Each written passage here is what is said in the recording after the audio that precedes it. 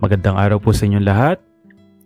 Dear Kuya E, si Adrian po ulit ito ng sugat ng nakaraan story. Okay po kami ni JB and happy. Gusto ko lamang pong pasalamatan ka sa pagbibigay buhay sa aming kwento. Nakita ko po ang unofficial trailer ng series na pinamagatan niyong Wounds. Katulad nga po ng sinabi mo, Kuya E, inspired siya sa kwento namin ni JB. Kaya naman, masaya ako at kung anuman ang bago niyong twist, tiwala ako sa mas ikagaganda po ng inyong palabas. Kuya E, natutuwa po ako doon sa bahagi ng nananakbo yung mga bida sa bundok na siyang nangyari naman sa amin. Ganon din yung malungkot na paghihintay ko sa bangka. Grabe Kuya E, kinilabutan po ako sa inyong production na kuhang-kuha po ang ilang bahagi ng buhay namin. Kuya E, isang karangalan po yung mabasa nyo ang letter ko at ngayon naman po ay naging inspirasyon at ginawa nyo pa ng serye.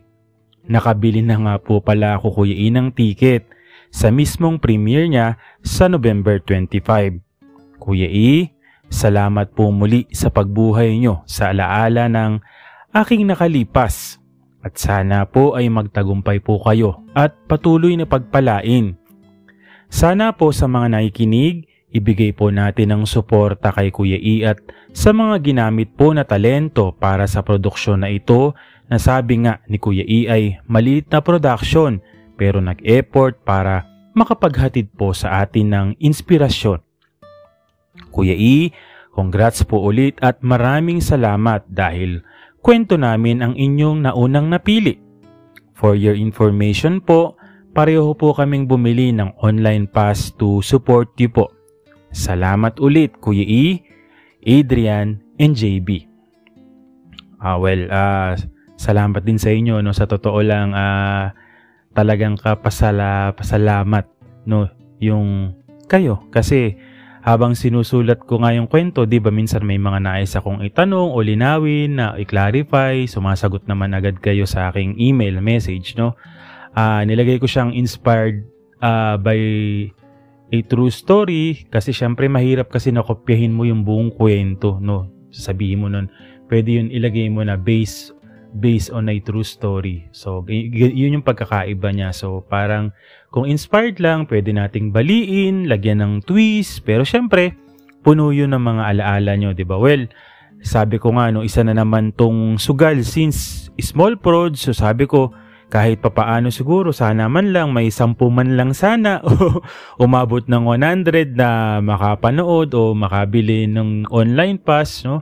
Kahit papaano may maiabot tayo na pambonus man lang sa masisipag na talents at prod na ginawa yung lahat, no. Yun lang naman yung gusto ko. I understand hindi naman kasi lahat ng listeners o subscribers ay pipiliin na magbayad dito 250 pesos, no. Hindi ko naman kayo pinipilit pero nagpapasalamat po agad ako sa mga mag-a-avail po, no. So sa mga interested po, nasa comment section po yung ating link paano po kayo manood. Pwede rin nyo rin pong i-type lang po sa inyong phone or sa browser po ng inyong pong mga computer na nandyan po ang link. Pwede nyo pong i-type www.tickettome.net, yun. Para po sa mas mabilis, pwede rin po kayong, pag nandun na po kayo sa link, click nyo po muna yung menu, then mag-sign up po kayo para mas mabilis po. Tapos, balik po kayo doon, search nyo lang po yung Wounds. Kapag hindi nyo po nakita yung title card na Wounds, meron po yung search bar na pag type mo pa lang WO, lalabas na po yung Wounds, no? Tapos, buy ticket, mamili po kayo ng date. So magsisimula po siya sa November 25. Tapos click nyo po yung buy ticket. Tapos click nyo po kung ilan yung bibilin nyo pero isa lang po yung allowed niya. So hindi siya pwede ng multiple na buy. Tapos continue, tapos then magbayad na po. Pwede po siyang GCash, Paymaya, credit card or debit card. So safe naman po 'yan. Tapos after po no na na-confirm niyo na po yung payment, mag-email po sa inyo ng link tapos may bibigay po sa inyong reference code, no. Yun po yung magsisilbing passcode kapag humingi po ng passcode.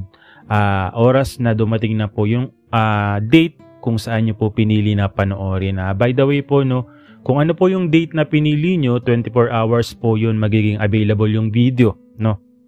So pwede nyo siyang paulit-ulitin within 24 hours dun sa pinili nyo pong date. Halimbawa, ang premiere po niya ay November 25, 9 PM po available yung video. So kinabukasan pa rin po ng hanggang 9 PM uli mapapanood nyo pa rin siya, no. Kaya sana po suportahan po ninyo kami sa maliit na production na ito. Sige po, magiging available din naman po ito sa YouTube pero hindi po kaagad namin mapapromise kung kailan po agad ma-upload or kung buo ba yung ma-upload. Pero yun nga po, yung mga kikitain po nito para po doon sa maliit na production. Sana po parang bilang pamasko nyo na rin po sa kanila, sana po ay matulungan po ninyo kami, no, na kahit papaano ay makabenta ng ticket o mapanood nyo yun. Hindi naman po kayo magsisisi sa mapapanood nyo. Kaya maraming salamat, no. Noong nakakaraan may mga nagtatanong ko may sakit daw ba ako. Medyo natuluyan nga tayo sakit ko. At 3 na po ako, pang pangatlong araw ko na po na trangkaso, no? Pero ngayon medyo okay na po, though kanina nilagnat pa rin ako. Yun lang po, pasensya na po kayo, wala pa po masyadong nagle-letter, so babayata sa sakit ko yung mga mga sumusulat po sa atin, mga tinamad din yata na mag-letter. Anyways po, maraming salamat po sa patuloy na sumusubaybay po, sumusuporta dito po sa inyong paboritong programa. Maraming salamat po sa inyong lahat.